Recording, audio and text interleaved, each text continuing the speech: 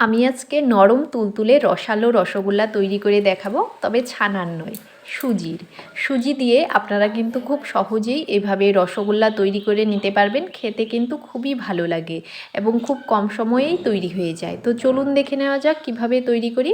প্রথমে একটি কড়াইয়ের মধ্যে একটি বড় কাপ মেপে 1 কাপ পরিমাণ সুজি নিয়ে নিলাম।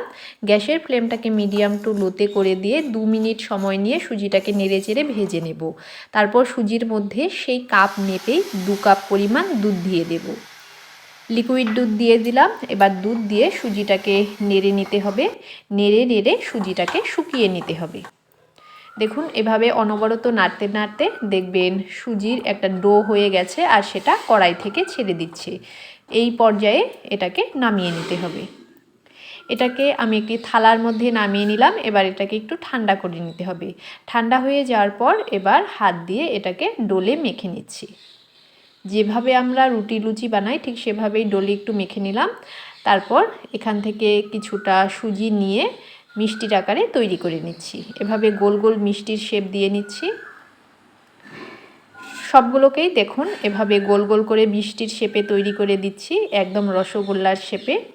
সবগুলো তৈরি করা হয়ে গেছে। এবার সেই কাপ মেপেই 1 কাপ পরিমাণ চিনি দিয়ে দিলাম আর তার মধ্যে সেই কাপ মেপেই 1 কাপ পরিমাণ জল দিয়ে দেব। এবার এর মধ্যে দুটো এলাচকে মুখ ফাটিয়ে নিয়েছি, তা দিয়ে দিলাম। এবার চিনিটাকে জাল করে নিতে হবে। চিনিটাকে একটু ভালো করে জাল করে নিচ্ছি। চিনির জলটা দেখুন বেশ ভালোভাবে ফুটে উঠেছে। এবার তৈরি করে রাখা রসগোল্লাগুলোকে দিয়ে দিচ্ছি। সবগুলো সুজির বলকেই সেই চিনির জলের মধ্যে দিয়ে দিলাম। এবার একটি ঢাকনার সাহায্যে ঢাকা দিয়ে দেব। 5 মিনিট পর ঢাকাটাকে খুলে দিলাম। ঢাকাটাকে খুলে হালকা একটু রসগোল্লাগুলোকে নাড়িয়ে দেব। তারপর আবারও ঢাকা দিয়ে দেব। আরও 5 মিনিট জাল করে নিয়েছি। গ্যাসটাকে বন্ধ করে দিয়েছি। এবার একটু ঠান্ডা হয়ে যাওয়ার পর আমি রসগোল্লাগুলোকে নামিয়ে দেখাচ্ছি।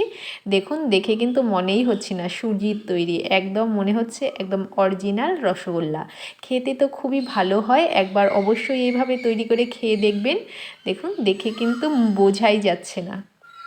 আর যদি রেসিপিটি ভালো লেগে থাকে তবে একটি লাইক করে দেবেন, কমেন্ট করে জানাবেন কেমন হলো। আমি একটাকে ভেঙে দেখিয়ে দিচ্ছি কেমন হয়েছে। দেখুন খুবই কিন্তু নরম হয়। আপনারা খুব সহজেই এটা তৈরি করে নিতে পারবেন। তবে এখানেই শেষ করছি। ধন্যবাদ।